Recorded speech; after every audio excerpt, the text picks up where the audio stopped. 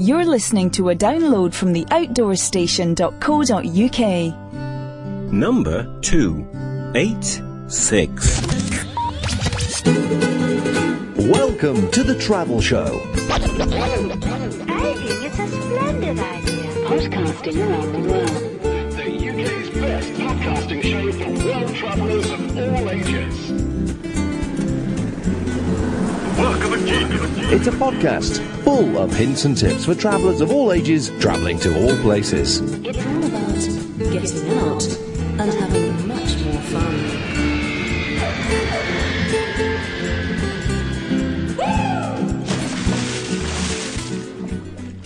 This podcast is one in a series of 4 and covers a trip undertaken in 2009 around Croatia.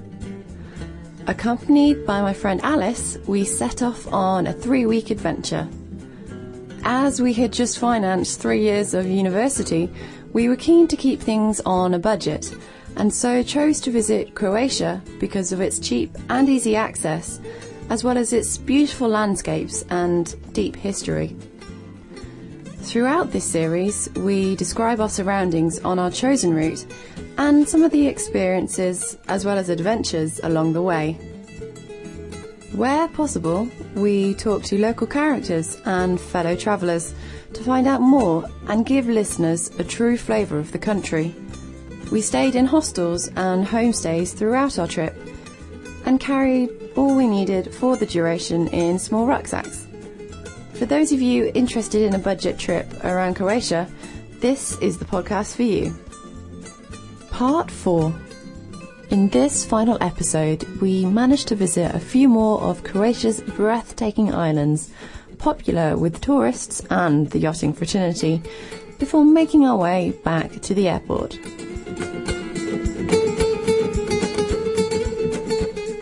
So next in our Croatian tour, we hopped over to Hvar. Now, in this next clip, I may skip over how we got the accommodation and simply state that we were near the main town and finally got a bed for the night after a bit of door knocking. What I neglected to mention was the fact that although the first house we knocked on didn't have a room, the owner, with a baby in hand mid-feed, took us to her neighbour, who also didn't have a room, but instead took us down the steps we had only moments ago walked up with our packs to another person's house who, yeah, you guessed it, didn't have space. And so the cycle continued for a few more houses, with Alice and myself traipsing around after we finally found a room, and we're just glad to get our packs off. Whoever said Croatian people weren't helpful are truly mistaken. So it's day 18 and we've been in Hvar for the last 2 days, and you can tell it's the end of the holiday because we're definitely winding down. We've actually sat in the square, we've branched out, we're sat in a real restaurant, no longer picnicking for this evening. We've got wine in front of us, we've got balsamic vinegar, there's lots of smells from the cafe behind us. We're in the main square, so it's kind of lit by lots of different cafes around and different people walking past and stuff. It's hustly and bustly and it's fab. Can you tell I'm excited to be out for food? But the last few days we got a 6 a.m. ferry from Trogir, which was very early, but got here fine at 7:30. Sadly, well, as you'd expect really, nothing was particularly open, so I had to wait for a few hours before we could go door knocking to find somewhere to get accommodation. We ended up getting somewhere for 150 kunas, which was the expensive end of things, but that seems to be the kind of going rate here. I mean, it is where the Croatians go and holiday themselves, so it's pretty much Dubrovnik prices. So, and we're quite lucky, ours is quite close to the main town, isn't it? Yeah, it's a nice little room with a shared bathroom for 150 a night, which seems to be the cheapest. We've found the hostel, which is further away, actually is more expensive. Yeah, so we're quite happy with our lot. And basically the last few days we've sort of wandered around the town, had a look at the various shops and things, which is basically a larger version of Trogir, so it's quite upmarket, souvenirs and things, but it's definitely interesting to look at different handicrafts. And we've basically been beaching, to be honest, which has been really good. We've just sort of wind down at the end of quite a relaxing holiday in general anyway. But I mean, Hvar as a place to come has amazing boats. There's one ship, what was it called? Seaforce One, I think it was. Which was an epic yacht. So it's quite fun to walk along the harbour and sort of see the various people having their parties on the boats. And there's lots of day trips available to neighbouring islands and things. Also some water sports available. And we found sort of the best beaches because we went one side of the town the first day. Found that to be quite rocky and uncomfortable, didn't we? Yeah, it was kind of a quite shallow beach where you had to kind of clamber over the rocks to get into the sea, which was quite deep when you got there, which was good. But then today we walked to I think it was the east side of Hvar, and we walked past quite a crowded pebbly beach, walked a bit further around the coast and found more of a quiet pebbly beach, which was a lot more comfortable than the rocky terrain of the day before. Definitely, we found it's so much better just to walk that little bit further to find the more secluded and less busy beaches. We're basically just enjoying the last few days. We're going to Trogir a day early just because of the prices here.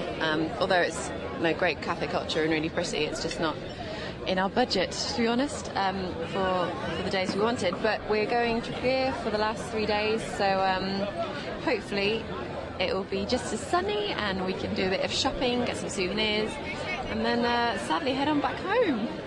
But there we go. So we're going to enjoy our wine, enjoy our pizza, and we'll see how things go tomorrow.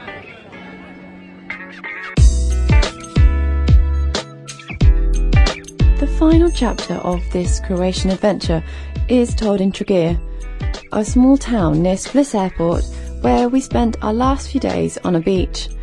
Here we watched the world and the fish go by. So it's day 20 and it's our second day in Trogir. We moved on from Hvar yesterday and it was quite a late ferry for us. It was a 9 a.m. ferry, which is quite nice. So got that to Split. Only took an hour, which was also very good, and cost 22 kuna, so very reasonable. From there we got a bus. The bus station's relatively close to the place where the catamaran came in, although we just had to ask a few people to find it because it was kind of hidden behind a few buildings and things. So from there got a bus to Trogir, which was again under an hour, and that was 20 kuna and then 7 kuna for bags, again so pretty reasonable. There wasn't anyone to meet us at the bus station, so we went straight to the tourist information and got a place really quickly, actually. There was a guy waiting there for people, I guess, and that was 125 kuna, which was a nice change from the 150 and 140 we've been paying recently, which was kind of the point of us coming to Trogir, really, because it was just that much, we hoped it would be that much cheaper. And it was a really nice day, lovely weather as usual, a pretty old town, so we arrived sort of by the time we settled down and put our bags down and everything else. It was sort of almost afternoon. So we were like, well, actually, we're going to be doing the beach for the next few days. So there's no point in actually in going. So we thought we'd see the old town. I just wanted to add that we decided not to go to the beach because it's a fair walk to any of the beaches from where we're staying, which is the land side of Trogir. So so we wandered around the town, which turns out to be very small, but the usual kind of cute cobbled streets, lots of little shops, lots of tourist souvenirs, kind of tacky tourist souvenirs, if that's what you're into, that's great.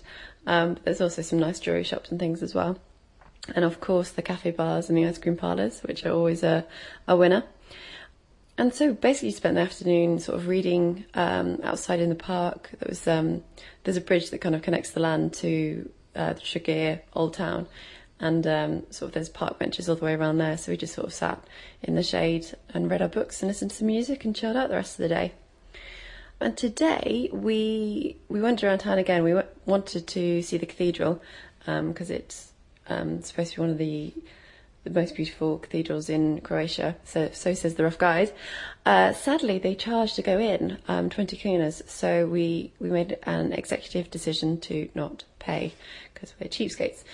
But there's also a castle that's kind of in ruin at the far end of town, which is also, you can pay 15 kuna to go up and sort of get a good view of the town and take some snaps. But again, we didn't see that. So, but there is that to do.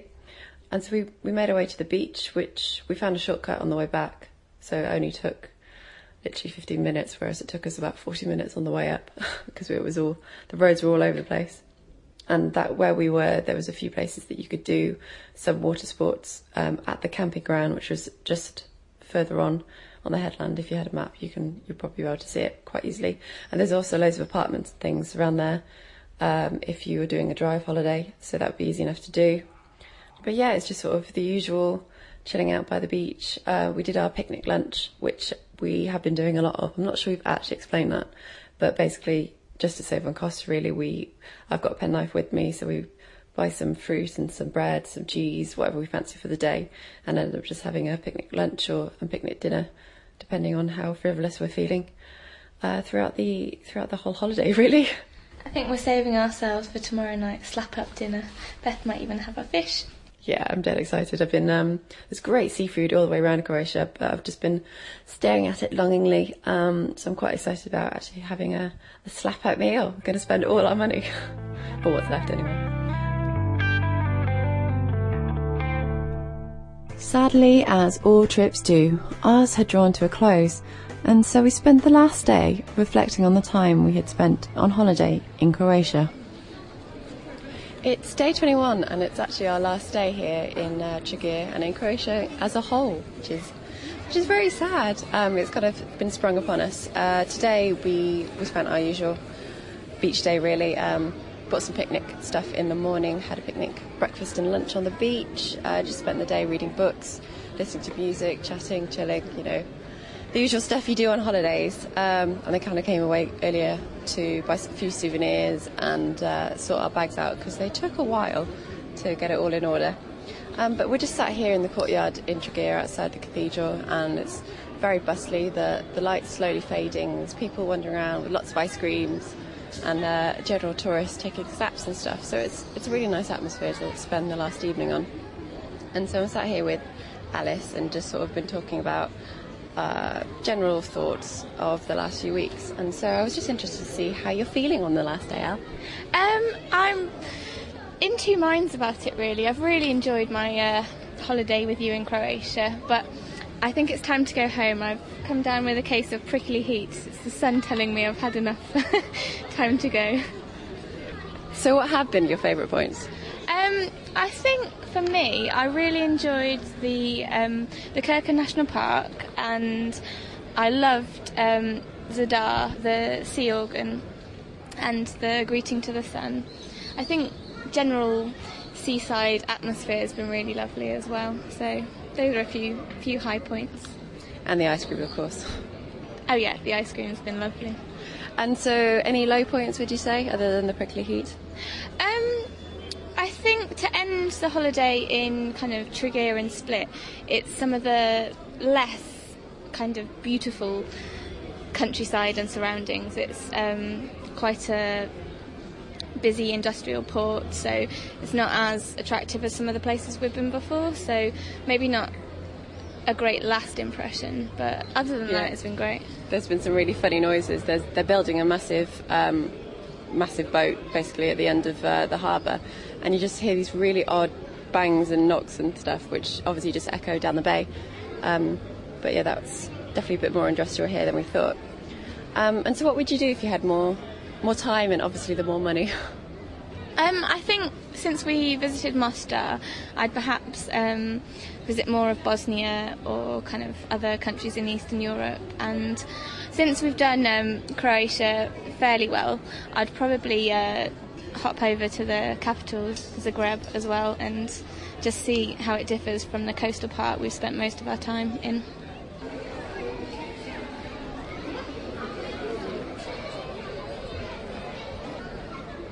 For those of you that are interested with what packs and general kit we took 50-litre packs, which was for us definitely an easy fit.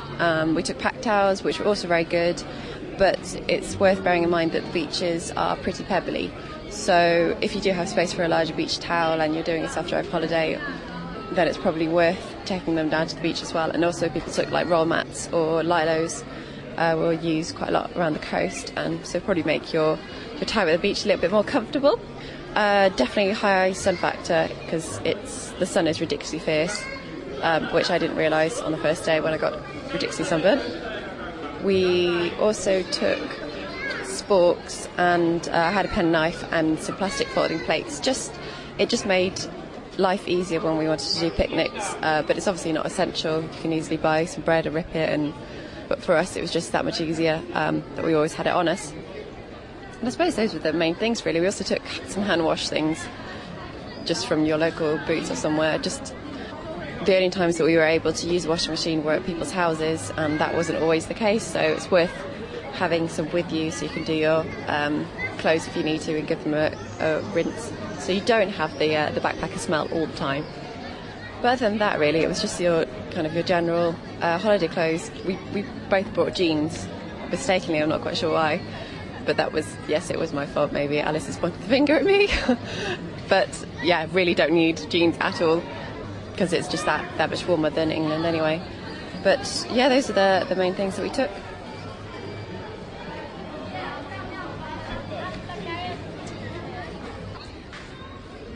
So have you got any tips for any other travellers that are doing the same sort of route or want to spend a lot of time in Croatia? I think the travel's been relatively easy, so you don't necessarily have to kind of book in advance places to stay or decide how many nights you want to spend in various towns.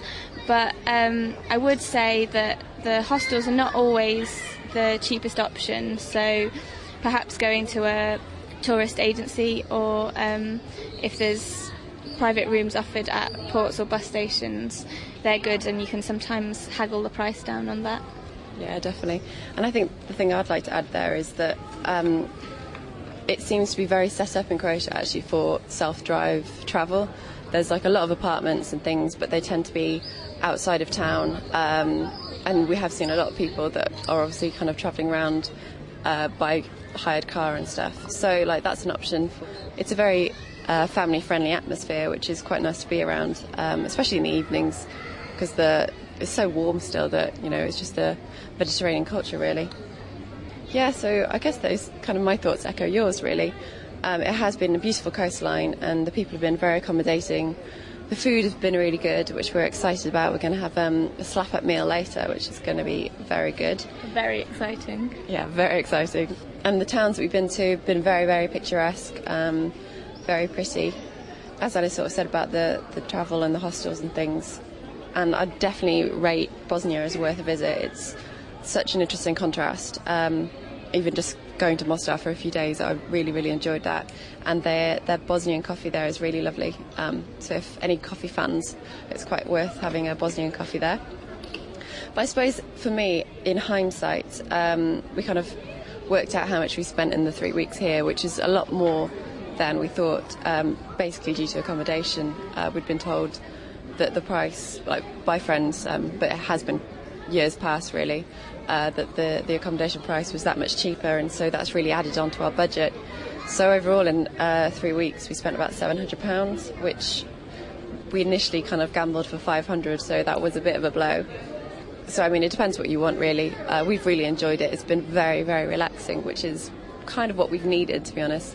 As both kind of graduating this year, it was surprising how much we needed just to sleep and relax and sort of take a step back before we can take a step forward, I guess. So yeah, it has been a very refreshing break, and it's been interesting seeing another place that's kind of similar to Europe. Although it's not really cheaper than Europe, I wouldn't say, because that's what we kind of gambled for, because it wasn't part of the Euro.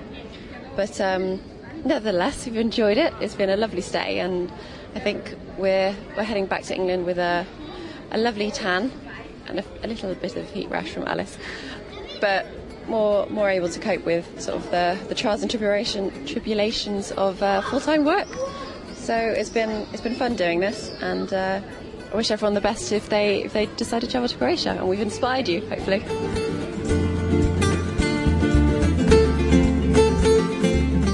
That concludes our 3-week trip around Croatia.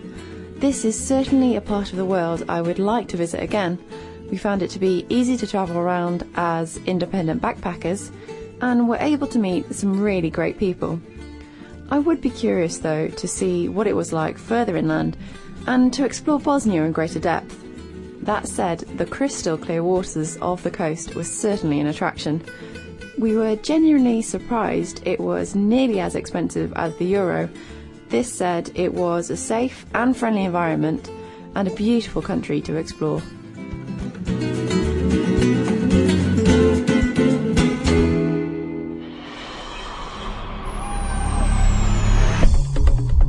Thank you for listening to this podcast. To hear more from our extensive free library, please visit the website at theoutdoorstation.co.uk. You can now follow The Outdoor Station on Facebook, where we chat about each programme we produce, answer questions and discuss future productions. Why not join us there? This podcast is produced and hosted by theoutdoorstation.co.uk.